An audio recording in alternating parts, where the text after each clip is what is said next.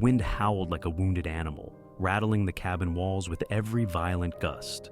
Outside, the storm had swallowed the world in an endless sheet of white. Snow piled up against the windows, the temperature plummeting so low that even inside, with a fire roaring in the stone hearth, Daniel Carter could see his own breath. He had survived blizzards before. This wasn't new, but this one felt different. Daniel sat at his worn wooden table, a steaming mug of coffee between his hands, his laptop open to the day's footage. He had spent the past month tracking wolves across the Alaskan wilderness, documenting their movements for a wildlife magazine. Solitude didn't bother him. In fact, he had come here seeking it. After everything he had seen overseas as a war photographer, the wilderness was the only place that made sense anymore. But tonight, something felt off. A strange unease crawled up his spine as the wind battered the cabin. It wasn't just the storm, it was something else. Then came the sound, a scratching, faint at first, almost lost in the howling wind. Then a thud. Daniel's pulse jumped. He froze, every muscle locking in place. He turned slowly toward the front door. Another thud, louder this time, followed by a low, broken whimper. His first thought was wind, maybe a fallen branch. But then, another sound. This time, it wasn't a whimper, it was a cry. A sound so raw, so weak, it sent a chill deeper through him than the blizzard ever could. Something was out there. Daniel's instincts flared. He was alone, miles from civilization. Nothing good waited on the other side of that door. Slowly, he reached for his rifle, gripping the cold metal with steady hands. He moved toward the window, brushing aside the frost-covered glass, squinting through the whiteout conditions. At first, he saw nothing, just swirling snow and shifting shadows. Then, movement. His stomach dropped. A massive shape loomed just beyond his porch, barely visible through the snowfall. It took a second for his mind to register what he was looking at. A bear. His breath hitched, his grip on the rifle tightened. The creature was enormous, its thick fur coated in ice, its body hunched, trembling.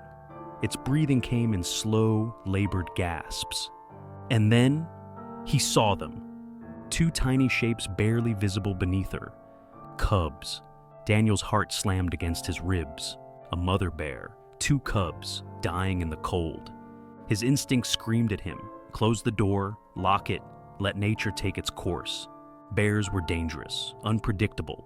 A mother bear especially should be territorial, aggressive, protective. But this one was pleading. She wasn't roaring, she wasn't charging, she wasn't baring her teeth. She was swaying, her legs buckling beneath her as she tried to stay standing over her cubs. And the cubs, they weren't moving. Daniel stood frozen. This wasn't normal. Bears don't come to humans for help. This should have been a death sentence. But looking at her, looking at them, he felt something shift inside him. A decision he should never have made began forming in his mind. His fingers hovered over the rifle's trigger. But then, in the quiet, between the wind and the whimpers, the mother bear lifted her head. Their eyes met. And for the first time in his life, Daniel Carter saw a predator beg. He inhaled sharply, his pulse roaring in his ears. He had two choices. Do nothing, stay safe and let nature take its course. Make a decision that could get him killed. Daniel's hands shook. He knew what he should do. But as the cubs let out weak, pitiful sounds, barely clinging to life beneath their mother's frozen body, he reached for the door handle and opened it. The moment Daniel unlatched the door, the wind slammed into him, a wall of frozen air that stole the breath from his lungs. Snow rushed in like an invading force, scattering across the wooden floor, but he didn't care. His eyes were locked on the three figures in front of him, the mother bear swaying, her breath visible in the frigid air, and the two barely moving cubs at her feet. She didn't charge. She didn't lunge, didn't growl, didn't even flinch.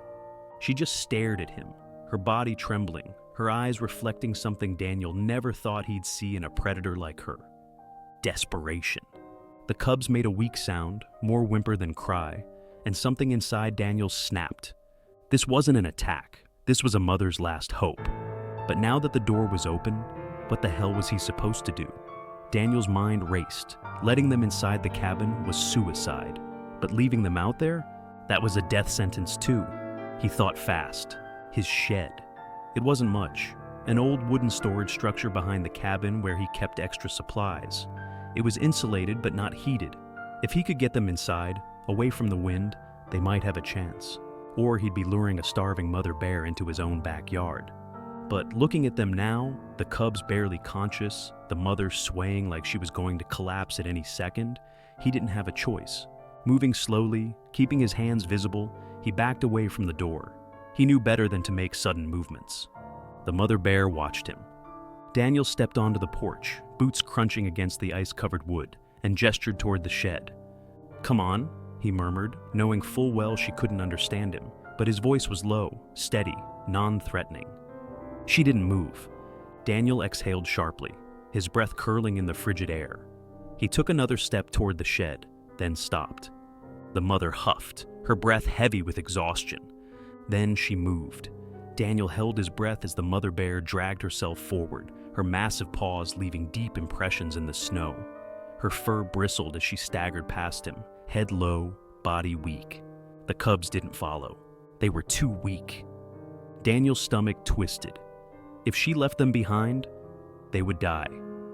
He looked at her, then at the cubs, then at the distance between them.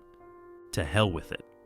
Before he could overthink it, Daniel bent down, heart hammering, and scooped one of the cubs into his arms. The tiny body was ice cold. The cub didn't resist, barely reacted at all. For a brief moment, Daniel thought it was dead. Then, a weak wheeze, alive. But not for long. The mother bear stopped in her tracks. Daniel's breath caught in his throat. She turned, watched him. His entire body screamed at him to drop the cub and run. But instead, he held his ground. The bear exhaled heavily, watching him for several long seconds. Then, in a moment that defied every primal instinct, she turned back toward the shed. She trusted him. Daniel didn't waste time. He scooped up the second cub and hurried after her. The shed was small, cramped, but it would do. Daniel had already cleared out old blankets and shoved a few crates aside to make space. The mother bear collapsed near the far wall, her massive body curling protectively around the cubs as Daniel placed them beside her. For a moment, everything was still. Then, a deep, low exhale from the mother. Daniel slowly backed away, pressing himself against the opposite wall. The reality of what he'd just done crashed over him like an avalanche. He had just invited a goddamn bear into his property, and she had accepted. His hands were shaking, not from the cold, from the insanity of the situation. But as the minutes passed, as the wind howled outside, and the mother bear's breathing slowed, something unexpected happened. She closed her eyes. She wasn't afraid of him. She wasn't threatening him. She had trusted him enough to let her guard down. Daniel slid down the wall, staring at the impossible scene before him. Outside, the storm raged on. Inside, man and beast shared a silent truce. The storm raged on, a relentless force hammering against the walls of the cabin and shed. The wind howled like a living thing, its icy breath slipping through the cracks in the wood. Inside the shed, Daniel Carter sat motionless, back pressed against the wall, eyes locked on the massive predator just feet away. The mother bear breathed heavily, her massive frame rising and falling, her body curled protectively around her cubs. They were motionless, save for the weak, barely noticeable rise and fall of their tiny bodies. The only warmth they had was their mother's body and the heating pad Daniel had slid close to them. Every muscle in his body screamed at him to run, but there was nowhere to go. He had made a choice, and now he had to see it through. The hours dragged on. Daniel's limbs ached from sitting still too long, but he didn't dare move. He was sitting just 8 feet from a starving, half-frozen predator that could tear him apart in seconds if she changed her mind. But she didn't. Every now and then, her eyes flickered open, watching him through slitted lids, gauging him. He could feel it, that primal awareness. Two creatures built for survival, trying to understand one another in a situation neither of them should be in. Then, one of the cubs whimpered. The mother bear's head snapped up. Daniel tensed, watching as she leaned down and nudged the cub gently with her nose. The tiny thing barely reacted, its small body trembling against the cold. Daniel's gut twisted. They needed warmth, more than what this shed could provide. But what could he do? There was a propane-powered portable heater in the main cabin. It was risky, so damn risky, but without it, The cubs wouldn't make it through the night. He slowly, carefully shifted his weight. The mother bear's eyes flicked to him instantly. His heart pounded.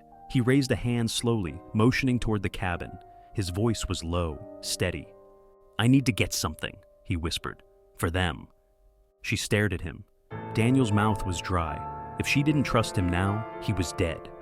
For what felt like an eternity, the bear held his gaze. Then, she exhaled, low and deep, and dropped her head back down. Daniel took his chance. He moved slowly, carefully, stepping backward toward the shed door. His breath was shallow, controlled. Every nerve in his body told him to run, but he forced himself to stay calm. Step by step, he made it outside. The second he was out, the wind slammed into him like a truck. His boots sank into the knee-deep snow, the cold cutting through his jacket like a blade. He couldn't even see the cabin through the whiteout, but he knew the path by heart. He trudged through the storm, every step a battle. By the time he reached the cabin, his fingers were numb, the frost biting at his skin. He shoved the door open, the warmth of the fire hitting him like a wave. He wasted no time. He grabbed the propane heater, extra blankets, and, on instinct, his medical kit, just in case. Then he hesitated. He turned back, grabbed 2 thick salmon fillets from the fridge. He didn't know why. Maybe it was gratitude. Maybe it was stupidity.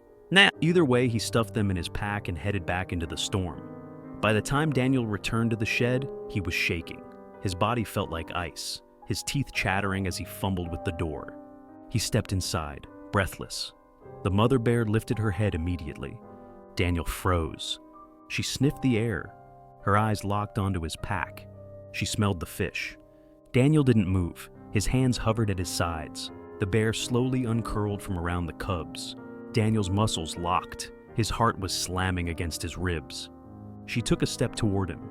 For a brief moment, Daniel felt his own mortality settle over him like a weight.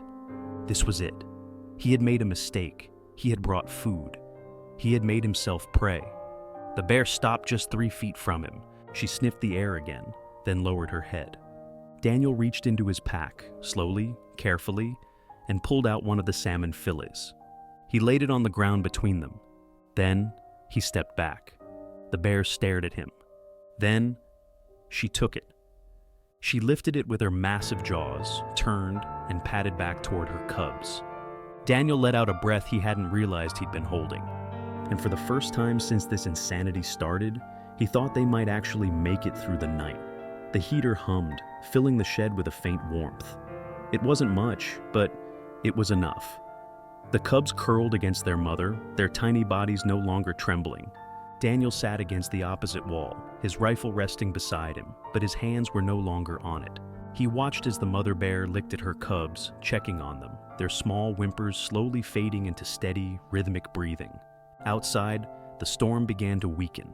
The wind still howled, but the worst of it was over. Daniel closed his eyes for just a second. Just for a second. When he opened them, the first hints of daylight were creeping over the treetops.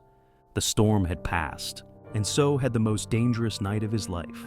A faint glow of morning seeped through the cracks in the wooden shed, casting long shadows across the frozen ground. The storm had passed, leaving behind a brittle silence, broken only by the slow, steady breaths of the mother bear and her cubs. Daniel Carter's body was stiff with cold and exhaustion. He had spent the entire night on edge, forcing himself to stay awake, prepared for the moment the mother bear might turn on him. But she never did. Instead, she had done something even more unnerving. She had accepted him. He exhaled slowly, watching his breath coil in the cold air. He had done the impossible. He had survived the night locked in a shed with a starving, half-frozen predator, and her 2 cubs. But now came the real test. She couldn't stay here. The cubs had made it through the worst of the cold, but they were still weak, and if they remained dependent on this small shelter, they would never survive on their own. Daniel rubbed a hand over his face. How the hell was he supposed to convince a bear to leave? The answer came sooner than he expected. A low, rumbling sound filled the shed. Daniel tensed. At first he thought it was a growl, but then he realized it wasn't aggression, it was hunger. The mother bear was starving. She had been barely hanging on last night, but now, with the worst of the storm over, her instincts were taking hold again. She needed to find food, real food, not the scraps he had given her. She needed to hunt. Daniel felt something shift in the air, a silent understanding. This was the moment. She knew it. He knew it. She had stayed through the night. Now it was time to go. The mother bear rose slowly, her large body shifting, the sound of her fur brushing against the wooden floor, filling the tight space. Daniel held completely still. The cubs stirred, their small, sleepy bodies barely able to move. They were still weak, too weak to follow her into the wild just yet, and she knew it. The bear turned toward the door, pausing as though contemplating something. For a brief moment, she looked at Daniel, not as prey, not as a threat, but as something else. Then, with a slow, deliberate movement, she stepped toward the shed door. Daniel hesitated. He didn't move until she was already pushing at it with her nose. The latch was still locked. This was it. He had to open the door. His fingers trembled as he reached for the latch, gripping the cold metal handle. His brain screamed at him. This was insane. This was suicide. But his gut told him it was the right thing to do. With a slow, careful movement, he unlatched the door and pushed it open. A blast of frigid morning air rushed inside, chasing away the stale heat from the propane heater. The world outside was still blanketed in snow, the trees heavy with frost. But the storm had passed, leaving behind a sky streaked with soft hues of dawn. The mother bear stepped forward, sniffing the air. Daniel backed away, giving her space, heart pounding. She took a few slow, heavy steps into the open world, her massive paws pressing into the snow. Then she stopped. For a moment, she just stood there, unmoving, her head turning ever so slightly, as if listening. Daniel knew what she was waiting for. The cubs. But they were too weak. She knew it, and so did he. Her body tensed, her muscles rippling beneath thick, matted fur. She was torn between two instincts: leave and survive, or stay and protect. Daniel's breath hitched. If she left them now, they wouldn't make it. He swallowed hard, his mind racing. If he forced her out, if he tried to make her leave, she might turn on him. But if he did nothing, they would all die anyway. He had one shot at this, and it was the craziest idea he had ever had. He stepped forward, toward the cubs. The second Daniel moved toward them, the mother bear spun. Her eyes locked onto him. For the first time since this had started, her posture shifted. No longer desperate, no longer weak, but warning him. Daniel's heart pounded, his breathing slowed. He didn't reach for his gun. He didn't make himself a threat. Instead, he knelt, lowering himself, leveling himself with the cubs. The bear watched as he gently, carefully scooped up the weakest cub. The small body barely reacted, but it was warm now. The mother bear exhaled, her ears flicking. Daniel kept his movements slow, deliberate. Then he stood up, cradling the cub, and took one step toward the door. The mother bear didn't move. Daniel took another step. Still nothing. Then, with a careful shift, he stepped out of the shed, holding her cub in his arms. She followed. The snow crunched beneath his boots. His breath came out in steady, slow exhales. The mother bear followed behind him, watching him closely. The second cub struggled to move, weakly trying to follow. But it wasn't strong enough. Daniel knew what he had to do. He set the first cub down gently in the snow. It stirred, its tiny body pressing weakly into the frost. The mother stepped forward, sniffing it, checking it. Satisfied, she looked back at him. Daniel bent down, scooping up the second cub. He was too close now, inches from her. One wrong move, one sign of aggression, and this would be his last breath. But she let him. She let him pick up her second cub and carry it out into the open. And when he set it down beside the other, she licked them both gently. They were together again. And now, it was time for them to go. The bear looked at him one final time, not as a threat, not as prey, just as something else. Then, she turned and walked into the trees, her cubs following behind her. Daniel stood there for a long time, watching, listening. The storm had passed, but his heartbeat still thundered in his chest. Slowly he exhaled, watching the massive tracks in the snow disappear into the wilderness. She was gone, but the memory of those eyes, that moment, that impossible night, would never leave him. He had done something no man should have done. He had invited nature's fiercest predator into his shelter, and somehow, some way, they had both survived. The wind howled once more, but this time it felt different. And for the first time in a long, long time, Daniel Carter didn't feel alone. The woods stood silent in the aftermath of the storm. Snow-covered branches drooped under the weight of the blizzard's fury, and the morning air hung heavy with the scent of damp earth and ice. Daniel Carter remained standing, his breath curling in the air, watching the distant tree line where the mother bear and her cubs had disappeared. Gone? Would he ever see them again? Probably not, but deep down, he wasn't sure if he wanted to, because if he did, would they still look at him the same way? Would she still remember the truce they had made? Or would she do what she was meant to do, what nature demanded she do, and see him as prey? The thought sent a cold shiver down his spine. But no, that wasn't what truly scared him.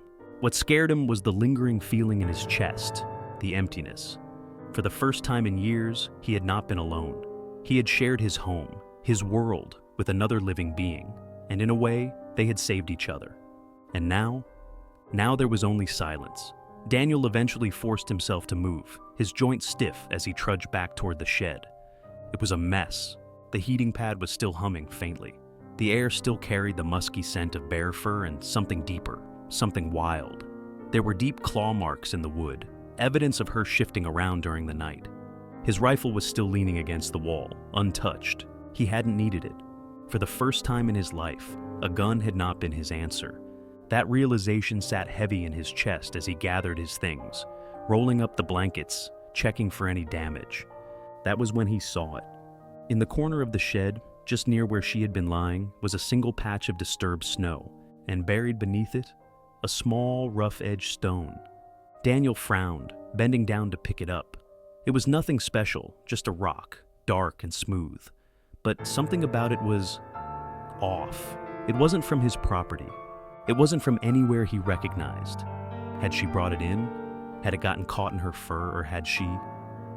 Daniel stopped himself before the thought could finish. Because if he admitted that possibility, if he truly entertained the thought that she had left him something, that would mean he had just made the single most impossible connection of his life. A connection that went beyond survival. A connection that meant something more. And he wasn't sure if he could accept that. Days passed. The storm had broken, and the landscape had settled into an eerie quiet. Daniel spent the following mornings checking the tree line, watching, waiting for some sign of them. He wasn't sure what he expected. A glimpse of dark fur in the distance? A familiar huff of breath in the snow? But the woods gave him nothing. Until, one morning, just before dawn, he saw them. Far in the distance, a shadow moved between the trees. Large, heavy, he held his breath. The mother bear paused just at the edge of the clearing, staring toward his cabin. She didn't step closer. She didn't linger. She simply watched. Then, slowly, she turned, her body low and strong, and walked away. Behind her, two smaller shapes followed, alive, healthy. The cubs were stronger now. Daniel closed his eyes. It was the last time he ever saw her, but it wasn't the last time he felt her presence. Because every so often when the wind was right, when the trees whispered their secrets, he swore he could hear it. The sound of something large moving through the forest, just beyond sight. Watching, waiting, acknowledging. Daniel never spoke of that night to anyone. No one would believe him anyway. But when he sat by the fire, watching the snow fall outside, he would sometimes reach into his pocket and pull out the small stone. Rough-edged, smooth, insignificant to anyone else. But to him, it was proof. Proof that some debts transcend species. Proof that sometimes, when the world takes everything from you, when the cold devours and destroys, there are still moments where something different happens. Something impossible. Something that lingers, just like the wind, just like the storm. Just like a mother bear who once trusted a man enough to let him hold her cubs.